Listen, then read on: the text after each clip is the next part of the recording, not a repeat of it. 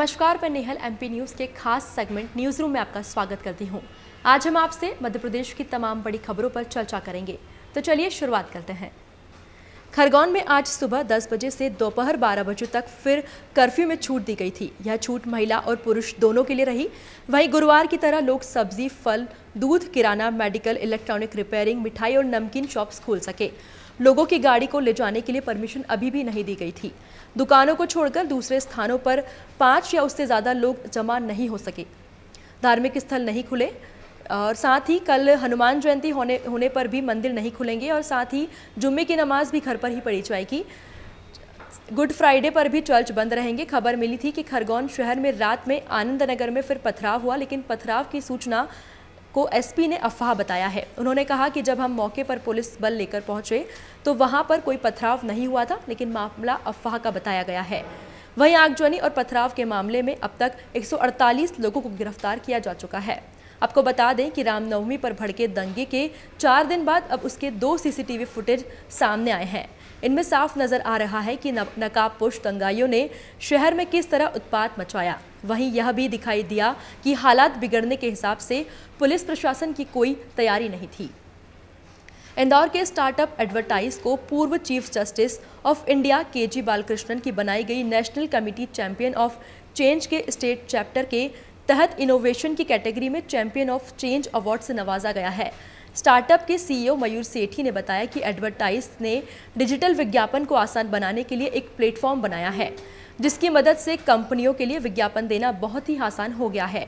Advertise के इन्हीं प्रयासों को लगातार सराहा जा रहा है, जिस वजह से हमें चैंपियंस ऑफ चेंज अवार्ड मिला है। मयूर ने बताया कि कंपनी को विज्ञापन देने के लिए पहले अलग अलग प्लेटफॉर्म पर जाना पड़ता था, लेकिन हम एक ही प्लेटफॉर्म पर सभी तरह के विज्ञापन खुद से तैयार करने और इन्हें पब्लिश करने की अनुमति देते हैं।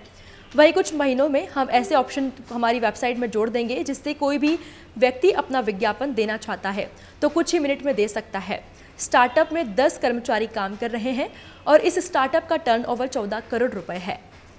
मध्य प्रदेश में अगले साल विधानसभा चुनाव हैं। कांग्रेस ने अपनी तैयारी शुरू कर दी है। वो महंगाई के विरोध में केंद्र और राज्य की बीजेपी सरकार को घेर रही है, लेकिन उधर उनके विरोध प्रदर्शन में भीड़ नहीं जुट रही है। न तो कांग्रेस के नेता भीड़ जुटा पा रहे हैं और न ही युवा कांग्रेस के नेता युवाओं को इकट्ठा कर पा रहे हैं।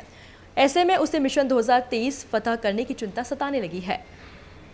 यही वजह है कि अब कांग्रेस महंगाई के विरोध में वार्ड और बूथ स्तर पर धरना प्रदर्शन करने जा रही है। इसके लिए पार्टी ने अनोखा फॉर्मूला भी निकाला है। सरकार के खिलाफ होने वाले प्रदर्शनों के लिए ब्लॉक और मंडल अध्यक्षों सहित पार्षद का चुनाव लड़ने का सपना देख रहे नेताओं को भीड़ लाने की जिम्मेदारी सौंपी गई है। वार्ड स्तर पर होने वाले धरना प्रदर्शन में जो दावेदार भीड़ नहीं जुटा पाएगा, उसे पार्षद का टिकट नहीं दिया जाएगा। ऐसी चेतावनी प्रदेश कांग्रेस अध्यक्ष कमलनाथ ने दी है। संगठन में वही जगह बना पाएगा जो कांग्रेस के लिए भीड़ इकट्ठा कर पाएगा। साथ ही इसकी मॉनिटरिंग की जिम्मेदारी जिलाध्यक्षों को सौंपी गई है। इसे विडंबना ही कहेंगे कि संविधान निर्माता बाबा साहेब अंबेडकर का नाम देश के महज एससी और एसटी वर्ग का प्रतिनिधि बनकर ही रह गया है।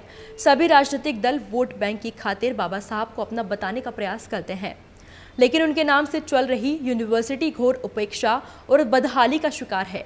हम बात कर रहे हैं इंदौर के अंबेडकर की जन्मस्थली में बनी महू में doctor Bhimrao Ambedkar university of social science की।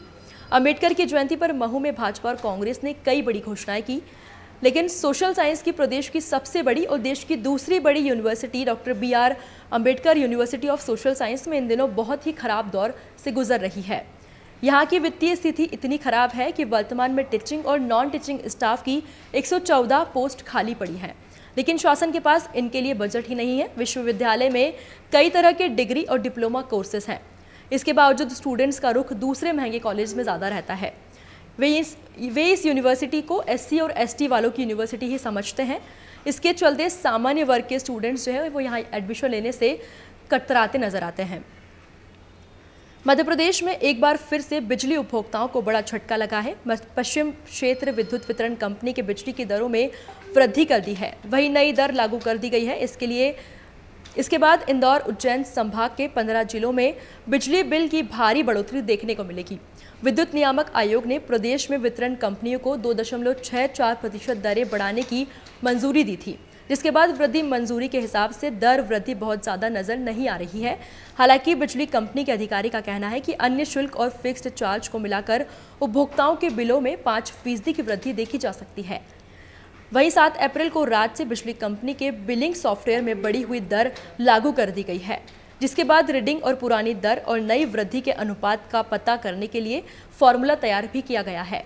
फिलहाल अभी के लिए इतना ही। लगातार खबरों के लिए देखते रहिए एमपी न्यूज। एमपी की नब्ज, एमपी का हाल, मध्य प्रदेश की हर खबर एमपी न्यूज टीवी के साथ। लगातार खबरों के लिए सब्सक्राइब करें हमारा YouTube channel MP news TV. Latest updates के लिए बेल आइकन दबाना जरा भी न भूलें।